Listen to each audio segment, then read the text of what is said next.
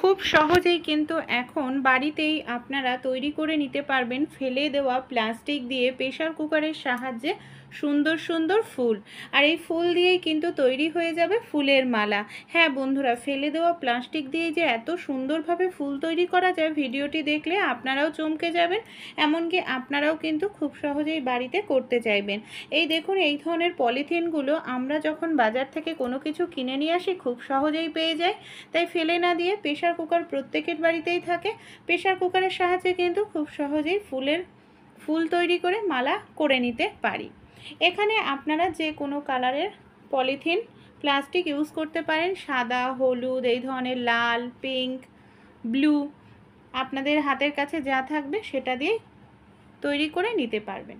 এবার দেখুন, সবার প্রথমে আমি কি করছি, পলিথিনটাকে সমান করে এইভাবে ভাঁজ করে নিচ্ছি। আমাদের এইভাবে সমান করে ভাঁজ করে নিতে হবে, তাহলে সুবিধা হবে। কারণ পলিথিনটা দেখবেন অনেক সময় কোঁচকানো থাকে, প্রচুর পরিমাণে কোঁচকানো থাকলে ভালো ফুল তৈরি হবে না। এরপর সমান করে ভাঁজ করে নেওয়ার পর পলিথিনটাকে লম্বা বরাবর আবার দেখুন এইভাবে সরু করে ফোল্ড করে নিচ্ছি। এইভাবে সরু করে ফোল্ড করবেন। তারপর এইভাবে আমি দুটো করে ভাঁজ দিয়ে নেব। এরকম, যেহেতু পলিথিনটা জোড়া রয়েছে তাই আমি নিচের অংশটাকে কাঁচির সাহায্যে এইভাবে দেখুন সমান করে কেটে নিচ্ছি।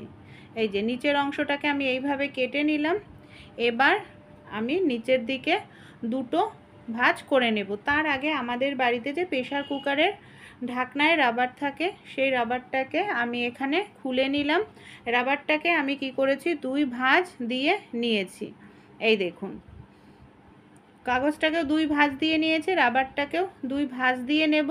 তাহলে কি হবে, সমান হবে। দুই ভাঁজ দিয়ে আমি এইভাবে কেটে নিচ্ছি আর বাকি পলিথিনটার অংশ সরিয়ে দিচ্ছি। এবার গার্ডারটাকে এইভাবে ভাঁজ দিয়ে নেব। ভাঁজ দিয়ে নেওয়ার পর আমাদের বাড়িতে যে পেন থাকে বা কেস পেন থাকে সেটা দিয়েই আমাদের এখানে গোল করে দাগ করে নিতে হবে।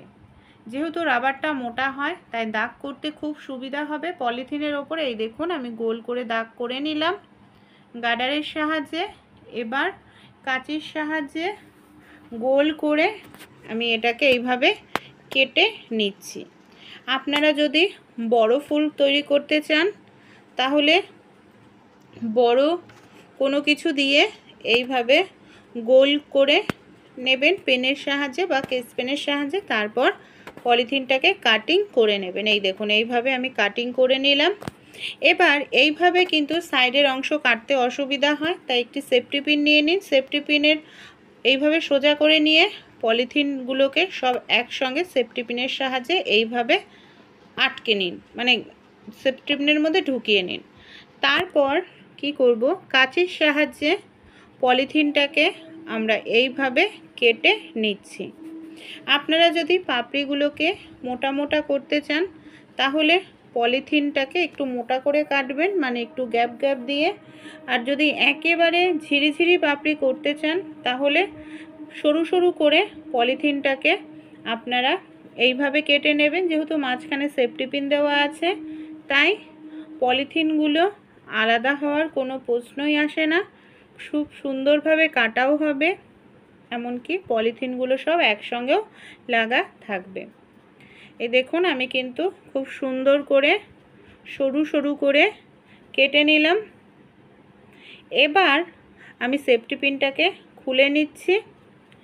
এখানে আপনারা চাইলে স্টেপলার ইউজ করতে পারেন, বা হাতের কাছে স্টেপলার না থাকলে সুতোর সাহায্যে এইভাবে আপনারা ফুলগুলোকে একসাথে জোড়া করে নিতে পারেন, তাহলে স্টেপলারের প্রয়োজন পড়বে না। এখানে আমি সুতোর সাহায্যে ভালো করে গিট দিয়ে নেব, তাহলে খুলবেও না, স্টেপলারেরও প্রয়োজন পড়বে না। এবার আমি কেটে নিচ্ছি। এবার আমাদের এইভাবে পাপড়িগুলোকে ছড়িয়ে নেব। এই দেখুন, পাপড়িগুলোকে ছড়িয়ে নিলাম। আর কত সুন্দরভাবে এইভাবে আপনারাও কিন্তু বাড়িতে অনায়াসে ফুল তৈরি করে নিতে পারেন, বড় ছোট।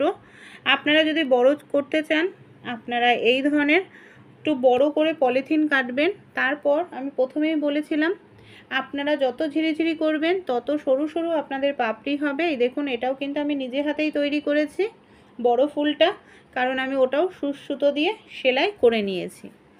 এই ধরনের যে গিফট পেপারগুলো হয় যে কোনো দোকানেই কিনতে পারবেন। এটার সাহায্যেও কিন্তু খুব সুন্দর ফুল তৈরি করা যায়। অনেক সময় গিফট আসে বাড়িতে, এই কাগজগুলোকে আমরা ফেলে দিই, ফেলে না দিয়ে এগুলো দিয়েও খুব সুন্দর ফুল আমাদের তৈরি হয়ে যাবে। এবার দেখুন, আমি সরু সরু করে 3-4 ভাঁজ দিয়ে নিলাম কাঁচির সাহায্যে। আবারও আমি এটাকে লম্বা বরাবর এইভাবে কেটে নিচ্ছি। তারপর এটাকে কি করব, এইভাবে আমি ফোল্ড করে নেব। যদি অনেকটা বড় ফুল করতে চান তাহলে অনেকগুলো ফোল্ড করবেন। দেখুন আমি ফোল্ড করে নিলাম। আবারও আমি প্রেসার কুকারের রাবারটাকে ঠিক মাঝখানটায় রেখে পেন দিয়ে আমি এইভাবে দাগ করে নিলাম। এবার আমি কাঁচির সাহায্যে আবারও এটাকে গোল করে এইভাবে কেটে নেব। কত সহজেই কিন্তু আমরা এই ফুলগুলোকে বাড়িতেই তৈরি করে নিতে পারি। এমনকি মালা গেঁথেও আমি আপনাদের দেখাবো যে কত সুন্দর মালা আমাদের তৈরি হয়ে যায়। আবারও আমি সেফটি পিন নিয়ে নিচ্ছি, আর সেফটি পিন দিয়ে এটাকে এইভাবে আটকে নিচ্ছি। এটা আমি কিন্তু একেবারে সরু সরু করে ফুলের পাপড়িগুলো করব, এর জন্য একদম সরু সরু করে কেটে নিচ্ছি। আর কিছুটা অংশ কিন্তু মাঝখানে জোড়া রাখবেন, তা না হলে কিন্তু ছিঁড়ে যাবে। যেহেতু এটা পলিথিনের তো, তাই সাইডের অংশ চারপাশ কাটবেন, মাঝখানের অংশটা কিছুটা জোড়া রেখে দেবেন। আর সেফটি পিন দিয়ে এইভাবে করলে সুবিধা কি হবে, সেফটি পিনটা যেহেতু রয়েছে তাই মাঝখানের অংশ কাটার কোনো রকম সম্ভাবনাই থাকবে না। দেখুন এটাকে আমি করে নিয়েছি। এবারও সুতোর সাহায্যে আবারও আমি সেলাই করে নেব। আবারও বলছি, আপনারা চাইলে স্টেপলার ইউজ করতে পারেন। স্টেপলারের সাহায্যে পিন করে দিলে খুব সুন্দরভাবে আটকে থাকবে। আর আমরা অনেক সময় ঘরে নানা রকম এই ধরনের ফুলের মালা দিয়ে সাজাই, এমনকি দোকান থেকে কিনে নিয়ে আসি, যেটা অনেকটাই দাম দিয়ে কিনতে লাগে। এই দেখুন, এবার আমি দেখাচ্ছি কত সুন্দর, দেখুন ফুলটা আমাদের তৈরি হয়ে গেল। চলুন তাহলে এবার আমি আপনাদের মালা তৈরি করে দেখাই। আপনাদের বাড়িতে যে পলিথিন থাকবে যে কোনো কালারের, সেই পলিথিন দিয়ে এইভাবে ফুল তৈরি করে সুতোর সাহায্যে মালা আপনারা তৈরি করে নিন। আমি দুটো হলুদ ফুল আর দুটো করে লাল ফুল দিয়ে এইভাবে মালা তৈরি করছি। আপনারা চাইলে আরও ফুল তৈরি করে বড় মালা তৈরি করে নিতে পারেন, এমনকি আপনাদের বাড়িঘরটাকে সাজিয়ে নিতে পারেন। ভালো লাগলে আইডিয়াটি অবশ্যই আপনারাও ট্রাই করে দেখবেন। আশা করছি আপনাদেরও কিন্তু ভালো লাগবে নিজের হাতে মালা তৈরি।